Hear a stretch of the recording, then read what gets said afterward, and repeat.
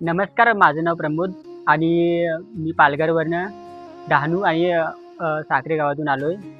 आणि हुनर गुरुकुलबद्दल बोलायचं झालं तर हुनर गुरुकुल येण्याच्या अगोदर मला काहीच कल्पना नव्हती, की म्हणजे मी नेमकं काय करणार किंवा कुठलं काम करेन किंवा मला क्लॅरिटी तर नव्हतीच. जसं हुनर गुरुकुलमध्ये आलो तर इथे मी सिव्हिल विषय शिकलो आणि सिव्हिल विषय शिकताना जिथे सगळे जे माझे शिक्षक किंवा टीचर्स असतील इथे शिकवणारे, त्यांनी सगळ्यांनी मला म्हणजे चांगल्याच गोष्टी शिकवल्या आणि त्यांनी चांगलेच व्यक्तिमत्त्वावरती काम केलं. म्हणजे हुनर गुरुकुल फक्त शिकवलं नाही जातात, तर माणसाला एक माणूस म्हणून घडवायला शिकवलं जातं. म्हणजे एक चांगलं व्यक्तिमत्व म्हणजे आपण जर काम चांगलं असलं तर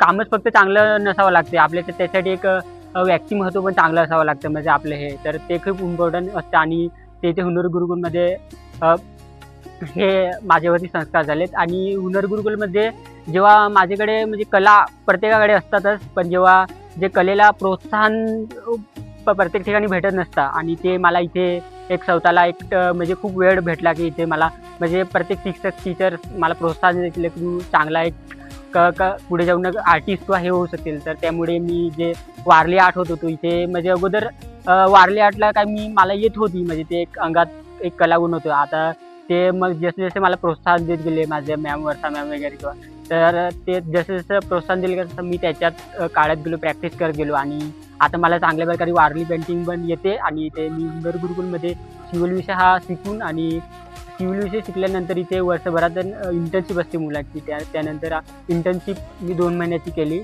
आणि नंतर म्हटलं आता इंटर्नशिप केली, आता पुढे मग मला वाटलं की आता थोडं आर्किटेक्चरमध्ये थोडं एक्सप्लोअर करावं पाहिजे. कारण की इथे जेव्हा हुनर गुरुकुलमध्ये होतं तेव्हा खूप चांगले चांगले म्हणजे वर्षभरात आर्किटेक्चर येतात किंवा अदर फील्डचे आणि त्यांच्यासोबत आमची कम्युनिकेशन होतं. तर तेव्हा मला एक आवड निर्माण झाली आणि आर्किटेक्चर एक्सप्लोअर करावं हे होतं. तर आता मी सध्या डिप्लोमा इन आर्किटेक्चर मुंबई इथे करतोय.